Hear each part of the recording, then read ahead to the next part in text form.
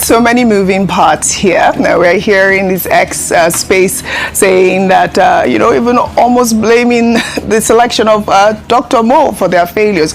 But, there's been a lot of talks about whether or not, the party was marred by irregularities or not. But let me take Festus Keyamo's post on X. He wrote, and I'll read everything. He said, "This set of opposition fellows are a bunch of lazy and shameless characters. The futile excuses they give for losing elections have become their opium to numb their pain, disappointment, and shame for their rejection by the electorate after all their theatrics and grandstanding. Nigerians are not fools. Out of a total of 2,822 polling units in FCT, they display result sheets that were corrected for whatever reason in less than 10 units to attempt to prove that the whole election was marred by irregularities. Even in some of these units, the corrected figures favor their own parties. Assuming it is even 50 units that had corrected or mutilated sheets, that leaves you with over 2,770 units. They go further to use this flawed logic to create mass hysteria that our democracy is in danger and attempt to stir social unrest amongst unsuspecting Nigerians. The only election that can be free and fair in their own rapt minds is when the ruling party loses. These guys are prepared only for propaganda, not election. It is as simple as that. But we do know that this election was marred by irregularities. The FCT area council elections, like I said, were marred by irregularities as the EFCC arrested 20 suspects across 4 councils for vote buying, vote selling, and obstruction of electoral officers over the weekend. We saw a staggering of 17.2 million naira that was recovered during the operation, with one suspect alone reportedly caught with 13.5 million naira found in a vehicle parked right beside a polling booth in Kwali. Well, here's a video of a party agent accusing the APC of vote buying at polling unit 035. Madam, who are those sharing 1,000? Who are? Are they agents? We don't have business. Abba, if you don't have business, they don't fear. What doesn't matter? You go collect, you go cry for another one. Why are you afraid? But they are security agents here now. Why didn't they arrest them? It's like you have. It's okay. Some people they are following. You are still following them. Calm down now. You are doing writing for your people. This is nonsense you are doing. You are doing nonsense. What are you talking about? What are you saying now?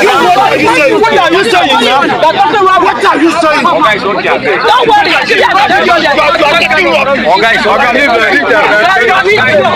That's quite shambolic. We did see videos, Rufai, Dr. Abati, of this vote buying process all over social media on Saturday. Over the weekend was quite alarming to see that. Well, meanwhile, throughout the voting on Saturday, voters took to social media to recount their stories of disenfranchisement and some of the difficulties they faced trying to exercise their right to vote, while others spoke to the press. Let's take a look.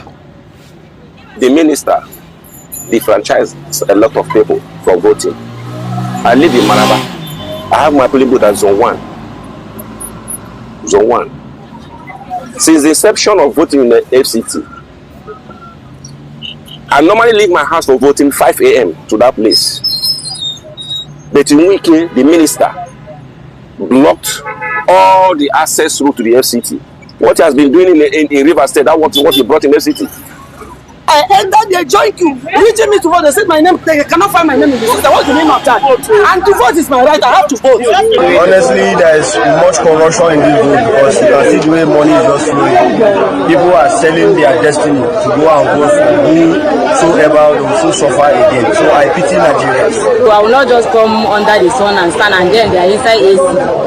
and I'll come and vote just like that and go, and they will say they will do work. Which work are they doing? So you rather sell your conscience than to vote? It's better. That one I know myself. I can drink maybe Coke, Montina in the evening when I break my fasting, instead of the one that will come and stand in the sun. They will not give me anything, and I will still go back, nothing. And even if they win, do they know me? They don't know me. So it's better I sell my goods. This was so heartbreaking to watch. She would rather sell her vote, and we're seeing these everywhere. I'll take Atiku's statement, which he wrote on Sunday evening. He accused the APC government of deliberately shrinking democratic space and harassing dissenters. Atiku also called on opposition parties and democratic forces across the country to urgently close ranks and forge a united front. And I'll read his statement in part. He wrote, "A democracy without vibrant opposition, without free political competition, and without public confidence is democracy in name only. If this chokehold is not released, history will record this era as a period when our hard-won freedoms were traded for fear and conformity." Rufai, I'll come to you on your comments. Okay, I mean, like I said before, and in responding to Mr. Kiyamo, it was not only the mutilated results that made people say the process was shambolic. A process where you had a curfew to start with, a process where people were prevented from moving around to be able to get to the polling units in the first place, a process where a lot happened in the polling centers, a process where they were vote buying. See, if EFCC said they could only apprehend 20, know that they were way more than 20. There were hundreds of people buying vote everywhere. So it's the only one they could catch that is 20. So it was 17 million naira though. In fact, that's the one they saw. 13 million naira. That's the one they saw. What about the one they did not see? That's just it. Then what happened at the coalition center? You know, were people given a free latitude to be able to air their views at the coalition center? And that's why we've always complained that's why we want to eliminate the coalition center, because that's where most of the fraud happens. That's why we're talking about the IRF, making it justiciable. Let it be a portal for coalition, not just for viewing of elections. Because we know once they take it to the coalition center, any party that has more muscle will get into the coalition center there, and they will do the bidding of that political party.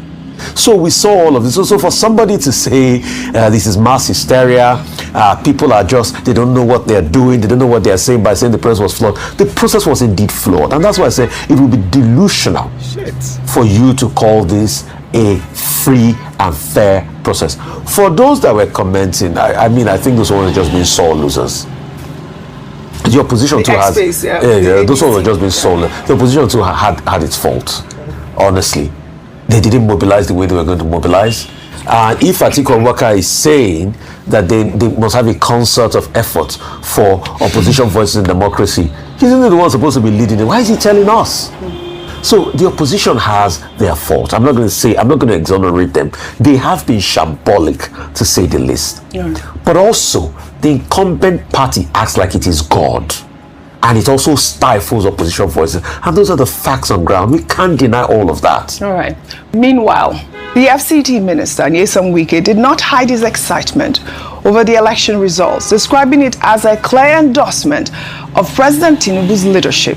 Speaking on Sunday, Wike stated that the party's success, particularly in remote communities across the FCT, signals that the government initiatives are beginning to impact lives at the grassroots. He also took a swipe at critics, saying the results expose what he called emergency Democrats who have chosen to see nothing good in the country. What has made me happy today is that his touch in the satellite towns is unprecedented. When you go to the satellite towns, you can't believe what the people have. People who have not seen the impact of government and say, can this really be true? And it is his policies and his attempt to make sure that they're giving people back their hope, and that is what has led to the victory of APC today in FCT. Reactions trailed this comment, while activist Martins Osher, also known as Very Dark Man, turned his camera on a dilapidated government school in Abuja, used as a polling unit during the FCT area council elections. The video, which is now making the rounds on social media, showed the school with a damaged roof in shocking disrepair while elections were being conducted inside. Let's take a look. You remember this primary school today where you won't vote? This is a polling unit. See the primary school zinc. Come this side. Come here. They show the school. See up of the roof. Stand for that side. Stand for that side. See the roof.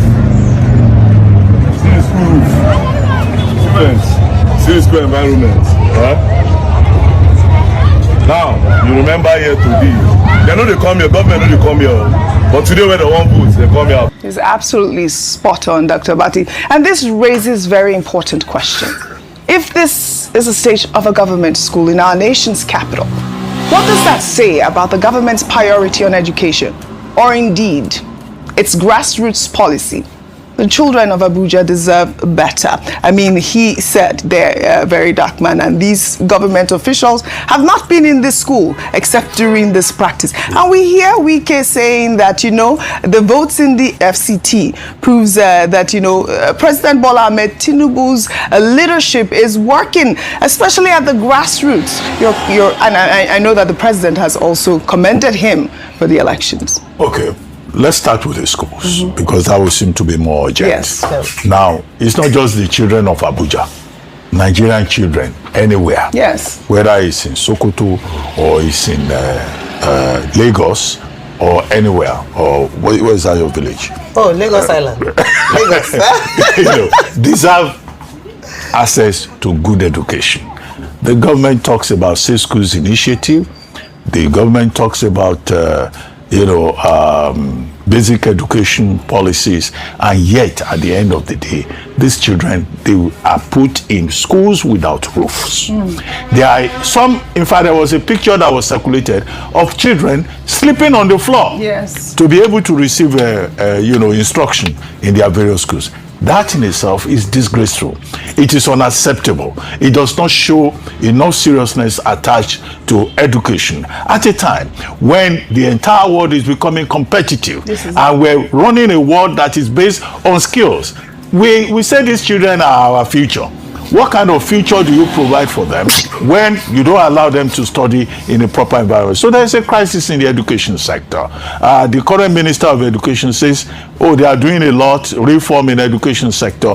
But from the evidence provided on a regular basis by civil society activists and concerned figures, we do not seem to see that, particularly at the primary level, enough is being done in terms of infrastructure. It's not just the federal government, also the states have a role to play. Now, to the point that Minister Wike and others are making, it's not just Minister Wike that has been triumphant. The chairman of the APC is also triumphant. The Lagos APC has also issued a statement to say this is a referendum on the Tinubu administration, and that the voting in Kano, Rivers, Abuja shows that, there's a bigger, better grassroots penetration. But I say that, look, the triumphalism, the chest beating is not necessary. Rather, we should take this exercise as an opportunity for introspection and lesson by INEC, by the politicians, by stakeholders. Now, I wrote an article February 10, which I titled Senate and the Electoral Amendment. I concluded that even if you have the best electoral framework, if you don't have a value-driven system, if you don't have good people who believe in the idea of the progress of Nigeria, you will still have electoral fraud. And that speaks to everybody. So who vote, who rig, who collect money out of despair and cynicism. Finally, with regard to Minister Wike, he made a point that you didn't cover with that video. He said it was President Tinubu who gave him the approval to declare a public holiday for the election. Neither him nor the president has such powers. Section 160 sub 1 of the Act says, Electoral Act that is, says it is INEC that can give regulations. it was an illegal act to have declared public holiday. And interestingly enough, members of Minister Wike's own constituency, the judiciary, they ignored that directive. Court sat on Friday in Abuja because they know that he does not have such powers to say he's declaring public holiday. Only the president or the Minister of Interior can declare public holiday under the National Holidays Act of 1964. Finally, Minister Wike was seen going around from polling booth to polling booth saying that he's monitoring. Is he an ad hoc staff of INEC? Yes. I saw a video. Or has he? No violence. Or has he added? No has he added that to his portfolio? Yes. If he said he was going around to vote, does he? Is he a card-carrying member of any party in the FCT? Does he have an INEC card, a voter's card, with a polling booth in INEC? So even if he gave the instruction to say there will be restriction, he himself should have obeyed that order and stay in his house and not be going around like smallpox saying he's monitoring. Well, all right.